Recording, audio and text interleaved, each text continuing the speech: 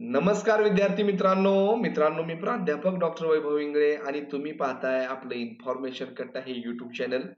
मित्रांनो, LLB 3 year CET exam 2026 याचं online registration exam form filling आता सुरू झालेली आहे.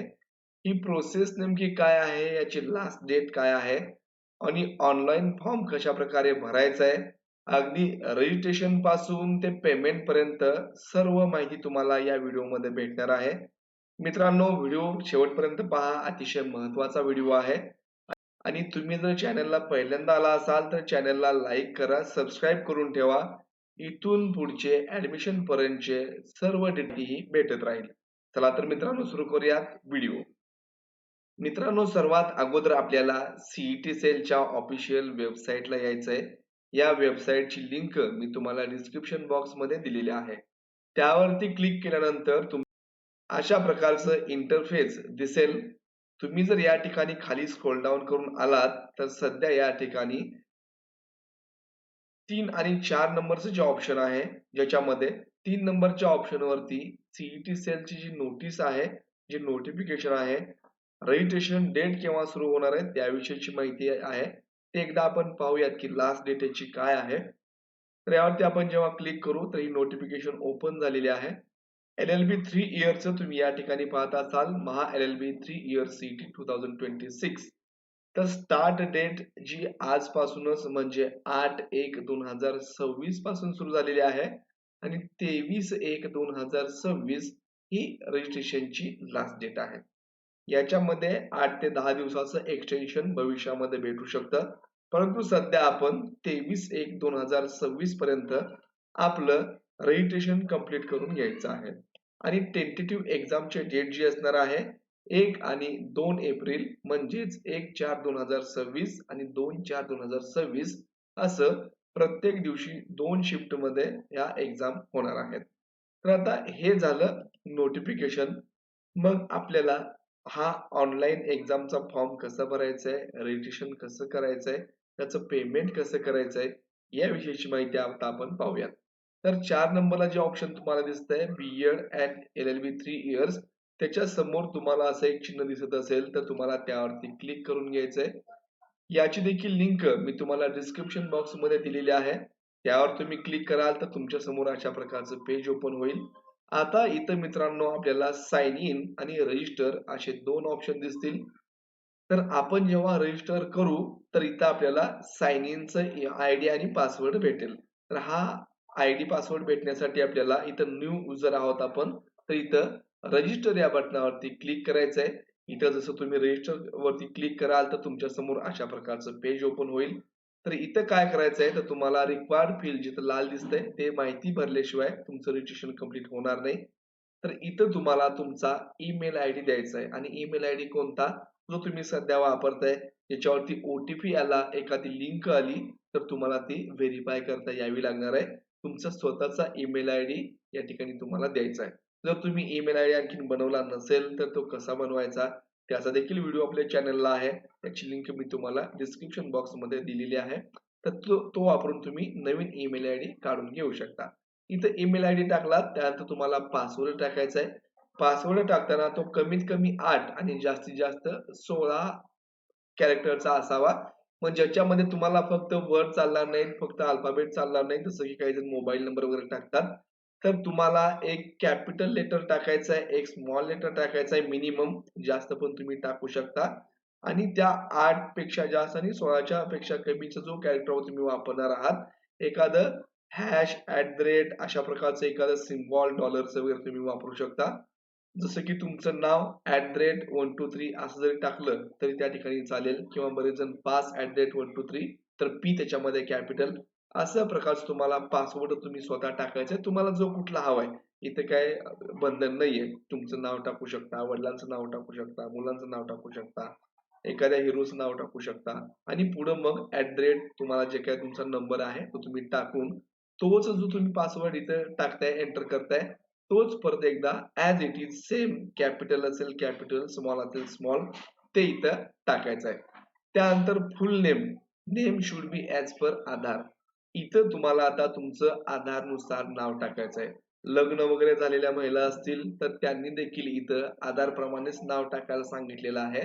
तर नाव जे टाकायचं आहे, जरी तुमच्या डॉक्युमेंटवरती नाव वेगळं असेल, आता तुम्ही चेंज करून घेतलं असेल, तर इथं आधारनुसार नाव टाकायचं आहे. कारण परत तुमचं बायोमेट्रिक ऑथेंटिकेशन वगैरे होणार आहे. तेव्हा प्रॉब्लेम येऊ नये यासाठी आधारनुसार इथं नाव टाका. डेट ऑफ बर्थमध्ये तुम्ही यावरती कॅलेंडरवरती सिलेक्ट करू शकता.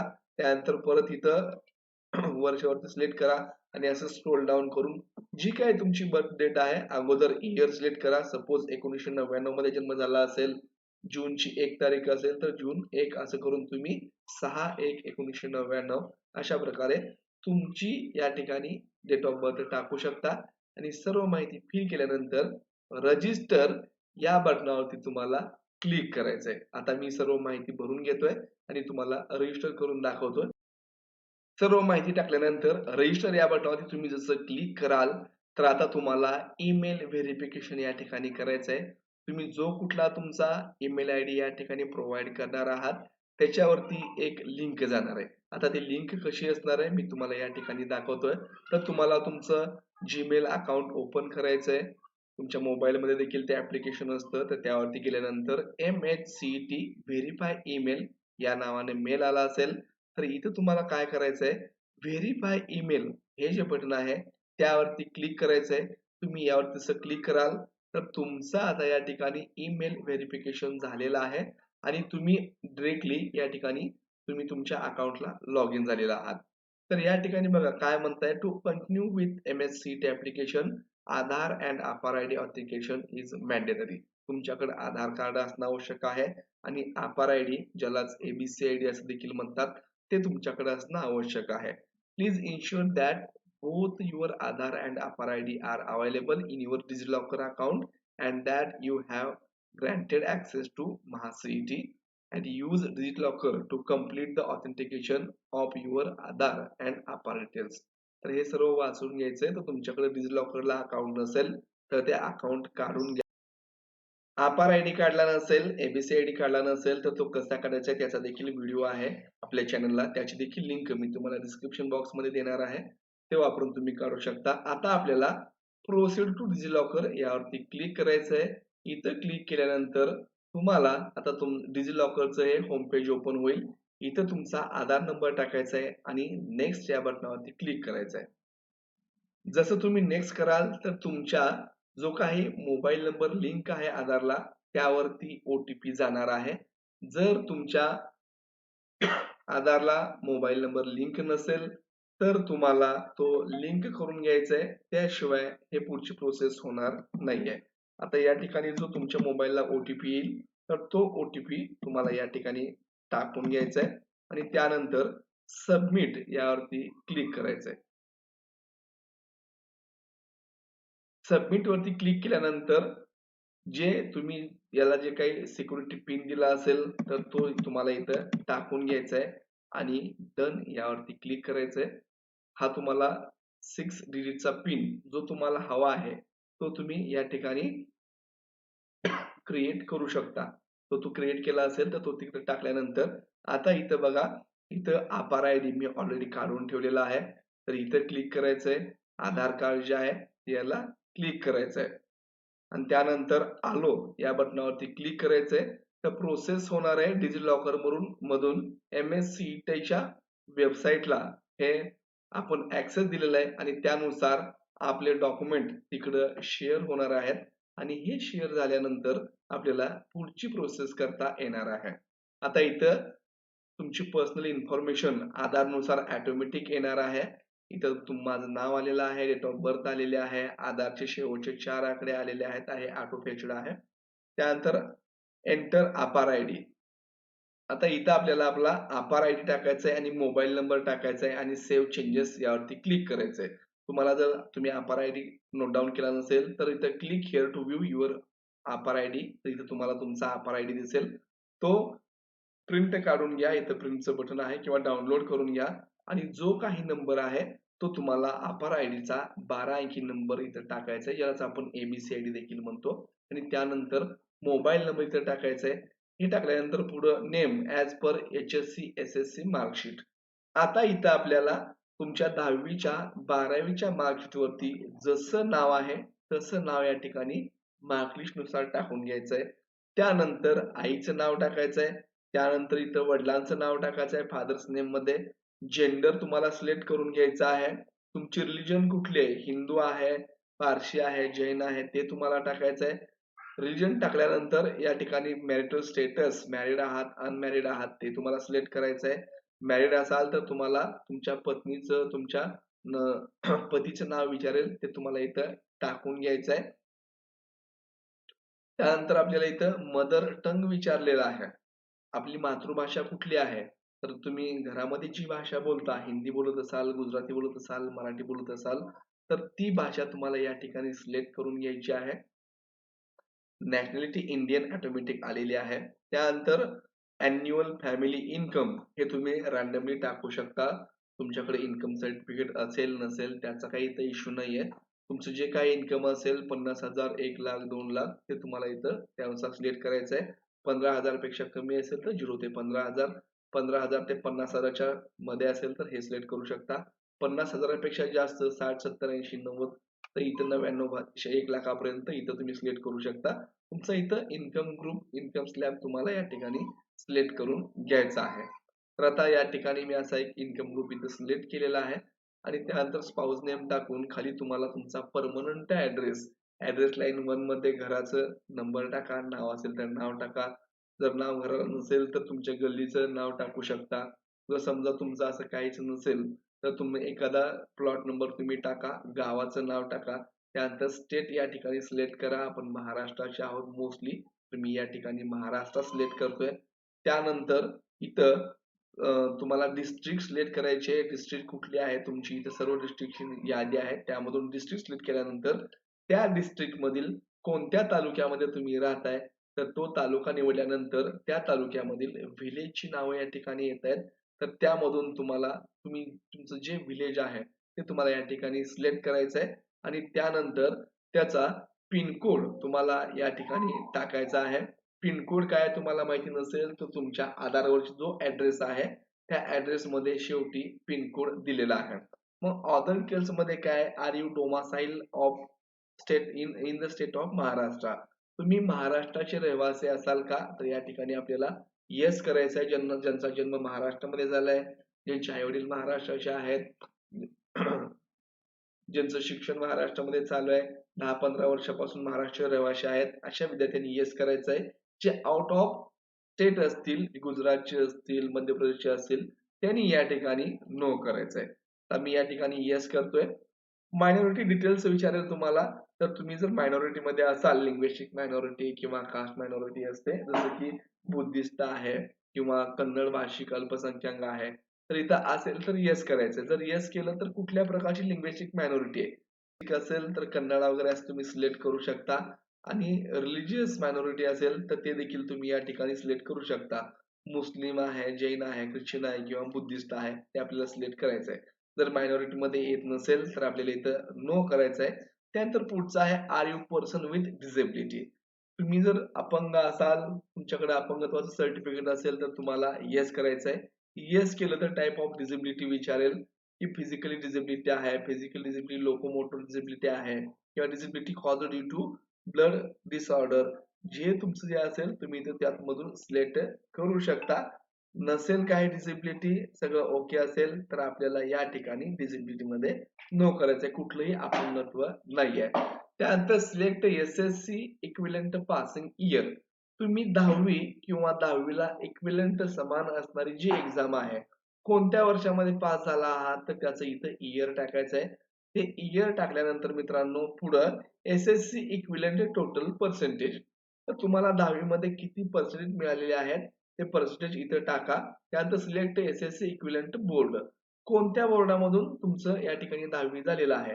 Central board of secondary education किंवा council for Indian school certification, international जे सर्व काय ऑप्शन आहेत ते पाहून घ्या. आता माझ्या केसमध्ये Maharashtra state board secondary and higher secondary Pune बोर्डामधून झालंय तर मी तिथे निवडतोय. त्यानंतर सिलेक्ट एसएससी स्कूल स्टेट. तुमची शाळा ज्या राज्यामध्ये होती त्या राज्याचं नाव या ठिकाणी सिलेक्ट करून घ्यायचंय.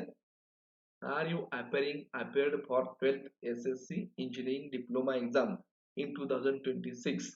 तुम्ही 2026 मध्ये 12वीला किंवा इंजिनिअरिंग डिप्लोमाला अपियर आहात का? तुम्ही शिकत आहात का सध्या? आणखी तुमचं रिझल्ट आलेलं नाही आहे का? असं इथं विचारलेलं आहे. तर जर तुम्ही 12वीला तुमचं ऍडमिशन असेल आणखी एक्झाम व्हायची असेल तर या ठिकाणी येस करा. आणि जर तुमची 12वी ऑलरेडी कंप्लीट झालेली असेल, तुमचं ग्रॅज्युएशन कंप्लीट झालं असेल तर आपण इथं नो करणार आहोत. जर नो केलं याचा अर्थ तुम्ही 12वी पास झालेला आहात. मग तुम्हाला विचारेल 12वी किंवा जे काही त्याला 12वीला इक्विव्हॅलेंट असणारं इंजिनिअरिंग डिप्लोमा आहे, त्याच्यामध्ये तुम्हाला किती मार्क्स मिळालेले आहेत. इथं मार्क्स टाकायचे आणि त्याचे इक्विव्हॅलेंट पर्सेंटेज इथं तुम्हाला टाकायचे. जे पर्सेंट होतात त्या मार्कानुसार तुमच्या सर्टिफिकेट वरती जितके पर्सेंटेज आहेत किंवा इक्विव्हॅलेंट पर्सेंटेज तुम्हाला काढायचे आहेत आणि ते इथे टाकायचे आहेत आणि त्यानंतर या चेक बॉक्सला क्लिक करायचं आहे. I confirm that the information provided in the application वरील दिलेली सर्व माहिती ही बरोबर वगैरे आहे. आणि हे केल्यानंतर सेव्ह चेंजेस या बटनावरती क्लिक केल्यानंतर पहिली स्टेप आपली पूर्ण होणार आहे. तर मित्रांनो, आता सर्व माहिती या ठिकाणी भरलेली आहे. सर्व डिटेल्स भरल्यानंतर या ठिकाणी ऍड्रेस लाईन मध्ये तुम्हाला एक अल्टरनेट मोबाईल नंबर विचारलाय. तो देखील मोबाईल इथं अल्टरनेट कंपल्सरी आहे. इथं तुम्ही दुसरा तुमच्या वडिलांचा वगैरे नंबर देऊ शकता. आणि त्यानंतर मग इथं ऍड्रेस फॉर करस्पॉन्डन्स तर सेम ऍज परमनंट ऍड्रेस केला. जर दोन्ही ऍड्रेस एक असतील तर जो तुम्ही वर ऍड्रेस टाकताय तोच या ठिकाणी ऑटोमॅटिक येणार आहे. त्यासाठी तुम्हाला इथं क्लिक करायचं आहे आणि त्यानंतर मग पुढची अदर डिटेल्स मध्ये मायनॉरिटी वगैरे आपण सिलेक्ट केलं. 12वीचं वर्ष या ठिकाणी टाकलं तर 12वीचं स्टेट कुठल्या बोर्ड मधून तुम्ही केलंय तर ते बोर्ड सिलेक्ट करायचं आहे. त्यानंतर मार्क टाईप मध्ये पर्सेंटेज आहे का CGPA आहे, जे काय असेल ते सिलेक्ट करा. पर्सेंटेज असतील तर टोटल किती मार्काची तुमची एक्झाम होती ती इथे येणार आहे. 600 पैकी 398 मार्क पडले तर इथं 66.33% ऑटोमॅटिक कॅल्क्युलेट झालेले आहेत. त्यानंतर सेव्ह चेंजेस या बटनावरती आपल्याला क्लिक करायचं आहे. जर काय राहिलं असेल तर तुम्हाला या ठिकाणी ते घेऊन जाईल.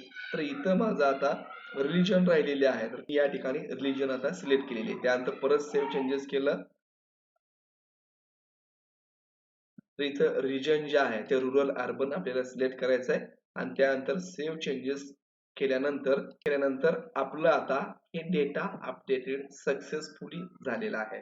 आणि हा आता डेटा आपला सक्सेसफुल झाल्यानंतर ही आपली प्रोफाईल जर यामध्ये काही एडिट करायचं असेल तुम्हाला तर तुम्ही इथं क्लिक करू शकता. आपण जी भरलेली माहिती सर्व आहे ती इथं आलेली आहे. त्याच्यामध्ये काही चेंजेस असतील तर तुम्ही यामध्ये करू शकता.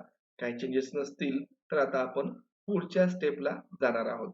पण तुम्हाला काय भरलेल्या माहितीमध्ये वाटलं की चुकलंय तर इथे येऊन तुम्ही ते चेंजेस एडिट करून परत सेव्ह चेंजेस वरती करू शकता. आता आपल्याला रजिस्टर नाव या बटनावरती क्लिक करायचंय. तर इथं बघा तुम्ही आता याच्यामध्ये स्क्रोल डाऊन केलं तर LLB 3 इयर CET 2026 आणि रजिस्टर नाव हे ऑप्शन आता लाईव्ह झालेलं आहे. तर मी या ऍरोवरती क्लिक करतोय. जसं मी इथं क्लिक करेल तर माझ्या समोर आता मोबाईल नंबर व्हेरिफिकेशन साठी माझ्या मोबाईलला जो मी दिलेला आहे त्याच्यावरती एक OTP गेलेला आहे.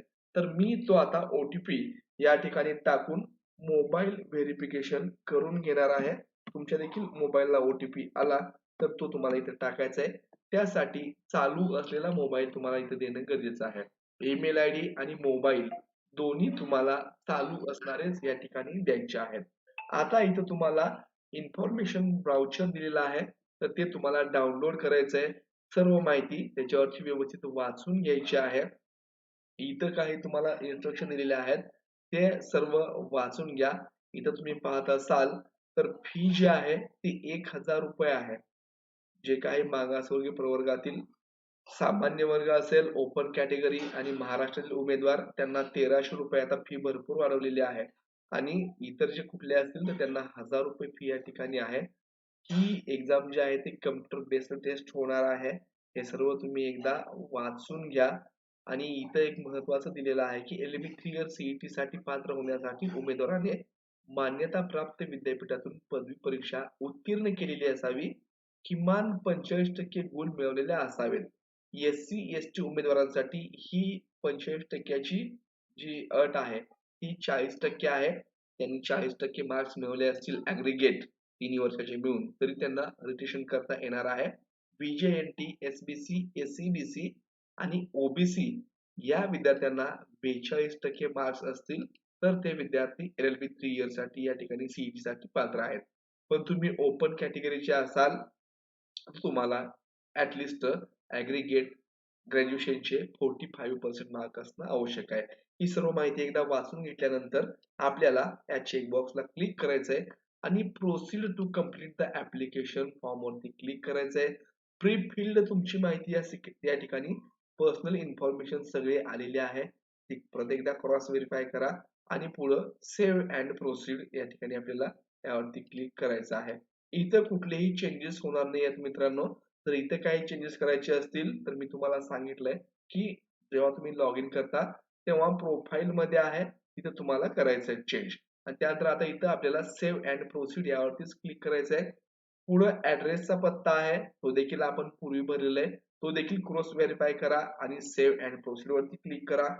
त्यानंतर आता परत आपल्याला काय आलेलं पहा, तिसरं डोमासाईल अँड कॅटेगरी डिटेल्स. आता डिझिबिलिटी इन्फॉर्मेशन आपण नो केलेला आहे, इथे काही चेंज होणार नाही. ऑर्फन इन्फॉर्मेशन, तुम्ही अनाथ आहात का? अनाथ असाल तर येस करा. येस केलं तर तुमच्याकडं ते सर्टिफिकेट पुढे लागेल, तर असेल तर येस करा. आणि जर तुम्ही अनाथ नसाल तर या ठिकाणी नो करायचंय. आता कॅटेगरी इन्फॉर्मेशन,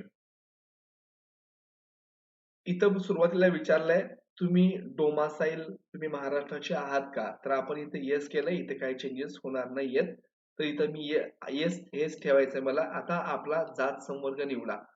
तुम्ही ओपन कॅटेगरीचे असाल तर तुम्ही ओपन करू शकता. एंटर कास्ट नेम, जातीचे नाव प्रविष्ट करा. ओपन मधून तुम्ही फॉर्म भरताय तर तुम्ही जरी कास्ट मधून असाल, तुमच्याकडे सर्टिफिकेट नसेल आणि तुम्ही जर ओपन मध्ये भरणार असाल तर तुम्ही ओपन करू शकता. इथे तुमच्या कास्टचं नाव सिलेक्ट करायचं आहे, टाइप करायचं आहे. Do you want to apply for EWS, आणि जर तुम्ही ओपन कॅटेगरीमध्ये येत असाल, ईडब्ल्यूएस साठी इलिजिबल असाल, तर तुम्हाला इथं ईडब्ल्यूएस चा पर्याय खुलेल. इथं तुम्ही जर त्यामधून ईडब्ल्यूएस तुम्ही सर्टिफिकेट घेणार असाल, त्याचा लाभ घेणार असाल, तर तुम्हाला येस करायचं आहे. Click here to required format of proforma V which is uploaded during the CAP. तर तुम्हाला या परफॉर्मा मध्ये एक कॅपच्या रजिस्ट्रेशन वेळेस तुम्हाला अशा प्रकारचं सर्टिफिकेट हे अपलोड करावं लागणार आहे. या फॉर्मॅट मध्ये तुमचं ईडब्ल्यूएस सर्टिफिकेट असायला पाहिजे. आणि जर तुम्ही जर इतर कुठल्या कास्ट मध्ये असाल तर मी या ठिकाणी एस-सी-बी-सी आहे, तर या ठिकाणी एस-सी-बी-सी सिलेक्ट करतोय. मग select caste to which belong, जातीचे नाव निवडा यामध्ये दिलेलं आहे. तर इथं जे कुठले जातीचे आहेत तर इथं फक्त मराठा जात आहे, तर इथं मराठा ऑप्शन आलेला आहे. समजा मी या ठिकाणी ओबीसी केलं तर याच्यामध्ये नंबर ऑफ कास्ट येतील, तर त्यापैकी तुमची कुठली कास्ट आहे ती तुम्हाला निवडून घ्यायची आहे. आता मी या ठिकाणी एस-सी-बी-सी आहे, तर या ठिकाणी मराठा या ठिकाणी सिलेक्ट करतोय. त्यानंतर तुमच्याकडे जातीचे प्रमाणपत्र आहे का? तर अवेलेबल असेल तर येस करा. अप्लाइड बट नॉट रिसिव्हड, तुम्ही जर ऍप्लिकेशन केलं असेल परंतु तुम्हाला आणखीन ते मिळालेलं नाहीये, तर तुम्ही अप्लाइड बट नॉट रिसिव्हड यावरती क्लिक करा. आणि नॉट अप्लाइड असेल तर नॉट अप्लाइड वरती क्लिक करू शकता. पण तुम्ही या ठिकाणी लगेच अप्लाय करून घ्या, तुमच्याकडे भरपूर वेळ आहे. आणि अप्लाइड बट नॉट रिसिव्हड यावरती तुम्हाला क्लिक केलं तर तुम्हाला जात प्रमाणपत्र पावती जी मिळते, रिसिव्ह जी आपल्याला पोच पावती मिळते, त्या पावतीचा क्रमांक टाकायचा आहे आणि जात प्रमाणपत्र केव्हा तुम्ही अर्ज केलेला आहे त्याची डेट इथं टाकायची आहे. समजा तुमच्याकडे या ठिकाणी अवेलेबल असेल तर तुम्हाला इथं तुमचा जो आउटवर्ड नंबर असतो, कास्ट सर्टिफिकेट नंबर असतो, तो इथं टाकायचा आहे. Do you process caste tribe value certificate, जात जमात वैधता प्रमाणपत्र तुमच्याकडे आहे का? असेल तर तुम्ही येस करायचंय. नॉट अप्लाइड, अप्लाय केलं नसेल तर नॉट अप्लाइड करायचंय. अवेलेबल असेल तर अवेलेबल करायचंय. अप्लाइड बट नॉट रिसिव्हड, तुम्ही अप्लाय केलंय परंतु आणखी मिळालं नसेल तर अप्लाइड बट नॉट रिसिव्हड यावरती आपल्याला क्लिक करायचंय. तर मी इथे नॉट अप्लाइड असं या ठिकाणी करतोय. इथे कास्ट नंबर टाकायचा आहे. Do you have non criminal certificate valid up to 31st 2027, तुमच्याकडे 31 मार्च 2027 या तारखेपर्यंत वैध असणारं नॉन क्रिमी लेअर सर्टिफिकेट, ज्यालाच आपण उन्नत गटात प्रगत गटात मोडत नसल्याचं सर्टिफिकेट म्हणतो. तर हे काय असतं, ज्यांचं उत्पन्न आता 8 लाखापेक्षा कमी आहे अशा गटाला उन्नत गटात मोडत नसल्याचं म्हणजेच नॉन क्रिमिलियर असं म्हणतात. तर ते तुमच्याकडे कुठलं पाहिजे 2026 च चालणार नाहीये. तर मार्च 2027 हे या डेटचं तुमच्याकडे नॉन क्रिमिलियर सर्टिफिकेट आहे का विचारतंय. आता मित्रांनो 3 इयरचं सर्टिफिकेट आपल्याला मिळतं. तुम्ही जर आता अप्लाय केलं तर ते 2027, 28, 29 पर्यंत लागू होतं. जर तुमच्याकडे अवेलेबल असेल तर तुम्ही अवेलेबल करू शकता. अप्लाय केलं असेल तर तसं सिलेक्ट करायचंय. त्याची पुढे पावती नॉन क्रिमिलियरचं सर्टिफिकेटचं ऍप्लिकेशन नंबर त्याची डेट वगैरे तुम्हाला विचारेल. ती माहिती तुम्हाला इथं भरायची आहे. आणि जर आपल्याकडे नसेल तर नॉट अप्लाइड वरती करायचंय. पुढे काही विचारणार नाही आणि जर तुमच्याकडे अवेलेबल असेल तर अवेलेबल ला क्लिक करायचंय आणि मायनॉरिटी इन्फॉर्मेशन आपण नो केलेला आहे तर ती तशीच आहे. आता इथं सेव्ह अँड प्रोसीड वरती आपल्याला क्लिक करायचंय. सेव्ह अँड प्रोसीड वरती क्लिक केल्यानंतर आता या ठिकाणी हा देखील आपलं एक स्टेज कंप्लीट झालेली आहे. आता एज्युकेशन क्वालिफिकेशन डिटेल्स वरती आपल्याला जायचं आहे. आता इथं आपण 10वीची ऑलरेडी माहिती भरली आहे, 12वीची भरलेली आहे. आता आपल्याला ग्रॅज्युएशनची माहिती भरायची आहे. आता इथं ग्रॅज्युएशन झालंय का तुमचं पोस्ट ग्रॅज्युएशन झालंय ते तुम्हाला सिलेक्ट करायचं आहे. जर तुमचं MA, MSc, MCOM झालं असेल तर तुम्ही पोस्ट ग्रॅज्युएशन करू शकता.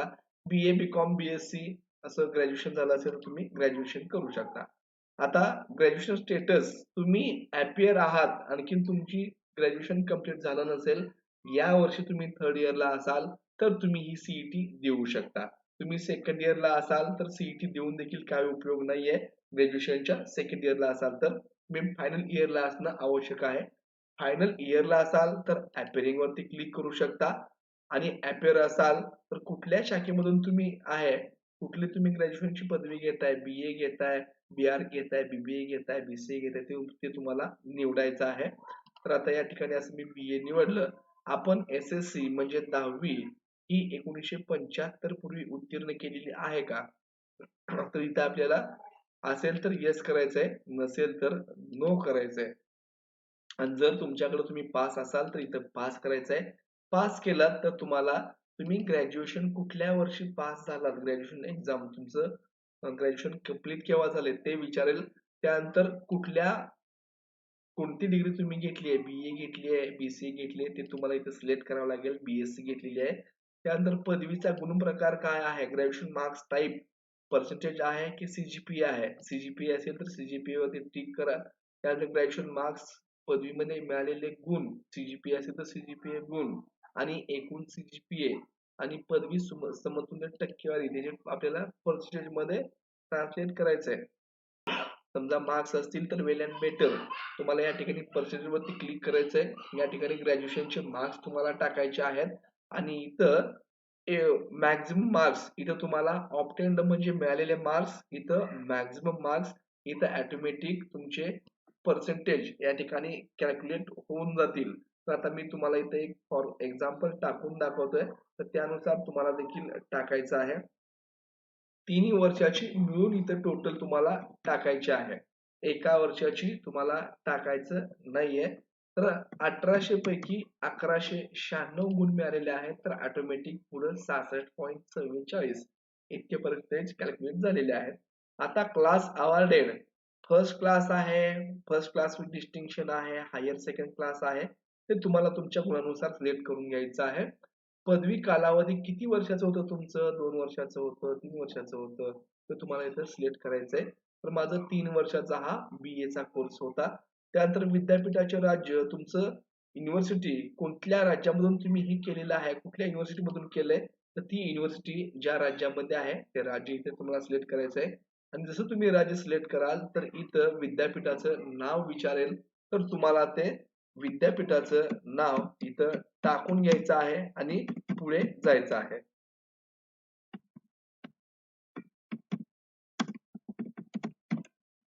त्यानंतर तुम्हाला विचारेल आपण SSC हे 1975 पूर्वी उत्तीर्ण केलेली आहे का, तर इथं नो करायचंय. जर असं कोणी असेल ज्याची 10वी 1975च्या अगोदर झालेली आहे त्यांना इथं येस करावं लागेल, अन्यथा नो करावं लागेल.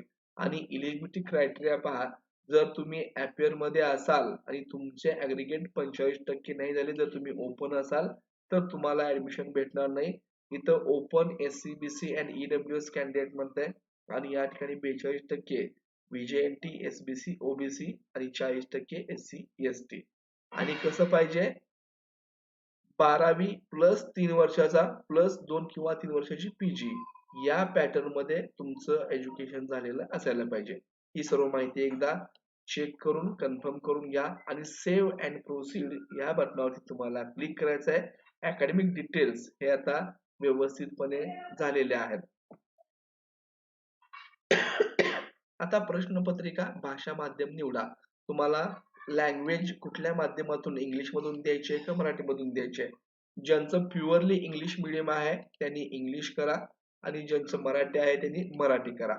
मराठी केलं, समजा ज्याचं इंग्लिश मीडियम जरी असेल एखाद्याचं, तर त्याने देखील मराठी करा असं मी सजेस्ट करेन.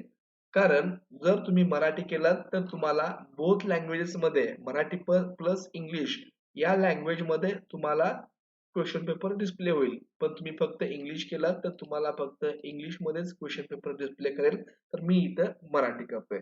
त्यानंतर select exam centre state preference number. तर इथं आता महाराष्ट्र एकच आहे आणि महाराष्ट्रामध्ये मग सिटीचे प्रेफरन्स तुम्हाला द्यायचे आहेत. तुम्ही जिथं राहता त्या सिटीचं प्रेफरन्स तुम्हाला द्यायचं आहे. त्यानंतर दुसरं इतर कुठलं तर तुम्हाला द्यायचं आहे. आता पहिलं मी सोलापूर दिले, त्यानंतर पुणे देतोय, त्यानंतर बघा आणखीन असंच तुम्ही कुठलं तरी जवळचं कुठलं आहे ते तुम्ही असं देऊ शकता. एकूण 4 एक्झाम सेंटर तुम्हाला निवडायचे आहेत. आता एक्झाम सेंटर निवडत असताना काळजी घ्या, जे तुम्ही फर्स्ट प्रेफरन्स देणार आहात तिथंच 90% नंबर तुमचा येणार आहे. पण संख्या जर जास्त झाली, त्या जिल्ह्यामध्ये तुम्हाला जागा नाही मिळाली, तर तुम्हाला दुसऱ्या जिल्ह्याच्या सेंटरला टाकलं जाईल. तिथं पण जर समजा खूप जास्त जर विद्यार्थी असतील, नाही मिळाली, तर तिसऱ्या असं तुम्हाला पुढे जाईल. त्यामुळं तुम्हाला सर्वात जवळचं अगोदर टाकायचं आहे. जर याच्यामध्ये रिसेट करायचं असेल प्रेफरन्स तर तुम्ही ते परत चेंज करू शकता. आता mock and psychometric test information हे तुम्ही इथं चेक करू शकता. I want to purchase mock and psychometric test, please click here. जर परचेस करायचं असेल तर इथं क्लिक करू शकता. नसेल तर सेव्ह अँड प्रोसीड यावरती तुम्हाला क्लिक करायचं आहे. आता इथं आपलं जवळपास 90% फॉर्म कंप्लीट झालंय. You need to upload your documents before processing. आता आपल्याला इथं आपले डॉक्युमेंट अपलोड करायचे आहेत. तर अपलोड नाव या बटनावरती आपल्याला क्लिक करायचं आहे. आता काय काय लागणार आहे बघा, इथं तुमचा फोटो सिग्नेचर अपलोड करायचे आहे. त्यानंतर फोटो आयडेंटिटी तुम्ही आधार कार्ड इथं अपलोड करू शकता. E Aadhaar card print with photograph टाकू शकता, bank passbook, PAN card, voter ID, permanent driving licence. हे नंबर ऑफ या ठिकाणी डॉक्युमेंट लिस्ट लिहिली आहे, त्यापैकी कुठलंही एक तुम्हाला या ठिकाणी अपलोड करायचं आहे. तर 3 गोष्टी अपलोड करायच्या आहेत. एक म्हणजे तुमचा फोटो, सिग्नेचर आणि या ठिकाणी तुम्ही जे काही सिलेक्ट करताय ते डॉक्युमेंट इथं अपलोड करायचं आहे. मग काय करायचं, तर आता मला सर्वात अगोदर फोटो अपलोड करायचा आहे. तर मी यावरती क्लिक करेल. इथं तुम्ही जसं क्लिक कराल तर इथं अलो व्हाईल युजिंग द साईट यावरती तुम्हाला क्लिक करायचं आहे, परमिशन द्यायची आहे याला. तर इथं काही camera access required, enable to access camera म्हणताय, तर इथं काही तर प्रॉब्लेम आलेला आहे. जर इथं ऍक्सेस नसेल तर अपलोड फोटो इन्स्टेड, लाईव्ह जर या ठिकाणी येत नसेल तर तुम्ही या ठिकाणी तुमचा फोटो अपलोड करू शकता. त्यासाठी काही स्पेसिफिकेशन या ठिकाणी दिलेले आहेत, तर ते वाचून घ्या आणि अपलोड फोटो इन्स्टेड यावरती क्लिक केल्यानंतर इथं तुम्हाला ब्राउज फाईलला क्लिक करायचं आहे. ती फाईल क्लिक केल्यानंतर जिथं तुम्ही कुठं फोटो ठेवला असेल तर त्या फोल्डर मध्ये तुम्हाला जायचं आहे आणि तिथून तुम्हाला तुमचा फोटो हा ओपन करून घ्यायचा आहे. इथं आल्यानंतर तुम्हाला आता इथं तुमचं इथं फेस दिसत नाहीये, तर असा क्लिअर फोटो या ठिकाणी तुम्हाला अपलोड करायचा आहे.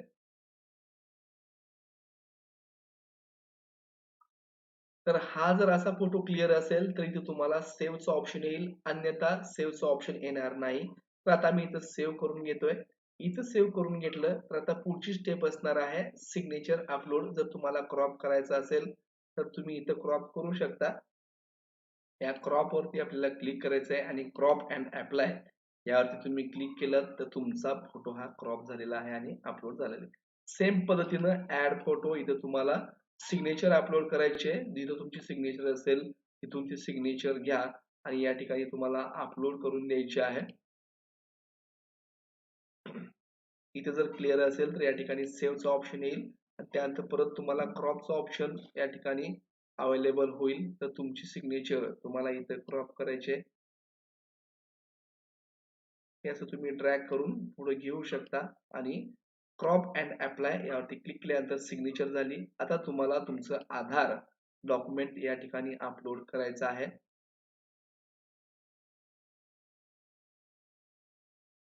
या ठिकाणी आधारची पण कॉपी अपलोड झालेली आहे. आता इथं तुम्हाला सबमिट या बटनावरती क्लिक करायचंय.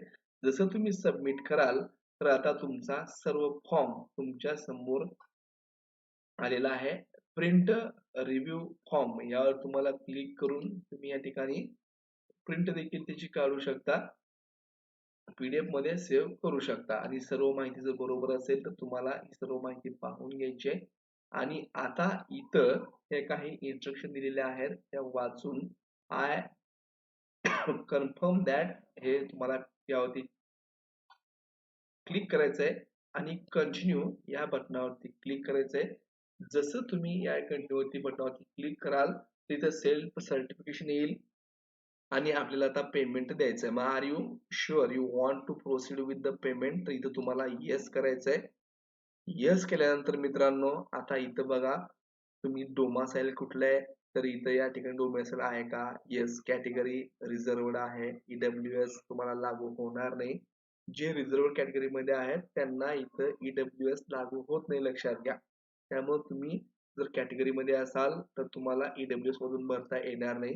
गेल्या वर्षी बऱ्याचशा विद्यार्थ्यांचे ऍडमिशन याच्यामुळे कॅन्सल झालेले आहेत. ते कॅटेगरी मध्ये होते, मराठा स्टुडंटना आता एससीबीसी मिळालंय, पण त्यांनी जर ईडब्ल्यूएस काढला असेल तर ते लागू राहणार नाही.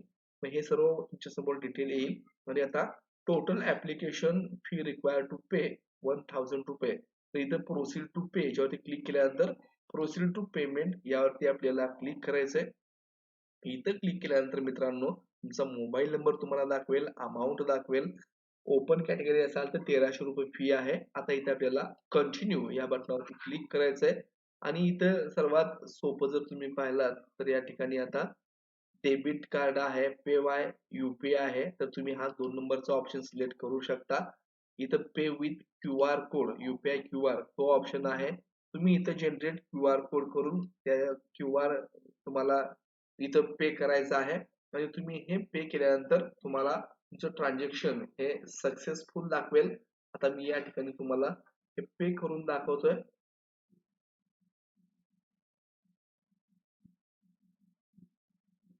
आता या ठिकाणी 1 रुपया 18 पैशाचं एक्स्ट्रा चार्जेस पडत आहेत, तर 1001.18 रुपये या ठिकाणी जात आहेत. तर मी आता या ठिकाणी पेमेंट जेव्हा करतोय तर इथं बघा आता पेमेंट इथं सक्सेसफुल झालेलं आहे. पेमेंट सक्सेसफुल झाल्यानंतर तुम्हाला इथं ऑटोमॅटिक तुमचा फॉर्म हा तुम्हाला अकाउंटला घेऊन जाईल आणि पेमेंट स्टेटस डन यावर तुम्हाला क्लिक करायचं आहे. इथं जसं तुम्ही डन कराल तर इथं प्रिंट ऍप्लिकेशन फॉर्म हा ऑप्शन आलेला आहे. तर तुमच्या ऍप्लिकेशनची प्रिंट तुम्हाला इथं आता काढून घ्यायची आहे. तर तुम्ही पीडीएफ मध्ये सेव्ह करून घेऊ शकता किंवा त्याची डायरेक्टली प्रिंट देखील काढून घेऊ शकता. ही तुम्हाला नंतर लागणार आहे ऍडमिशनच्या वेळेस. त्यामुळं ही व्यवस्थित सेव्ह करा, तुमच्या मेलला ठेवा, तुमच्या डेस्कटॉप वरती ठेवा. तर अशा प्रकारे हा ए टू झेड प्रोसेस तुम्हाला मी या ठिकाणी लाईव्ह करून दाखवलेली आहे. तर मित्रांनो अशा प्रकारे तुम्ही तुम्ही स्वतः देखील स्टेप बाय स्टेप सांगितल्याप्रमाणे तुमचा फॉर्म या ठिकाणी भरू शकता. तर असं तुम्ही इथे जेव्हा याल तर तुम्हाला आणखीन कुठल्या दुसऱ्या कोर्ससाठी रजिस्ट्रेशन करायचं असेल तर तुम्ही ते देखील करू शकता. आता महा एल बी 3 इयर्स इथं एनरोल्ड दाखवलंय.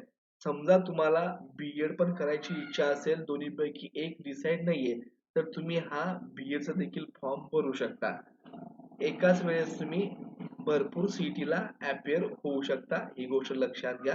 तर मित्रांनो अशा प्रकारे ही लाईव्ह प्रोसेस होती. व्हिडिओ आवडला असेल तर तुमच्या मित्रांना शेअर करा, चॅनलला लाईक करा, सबस्क्राईब करा. धन्यवाद.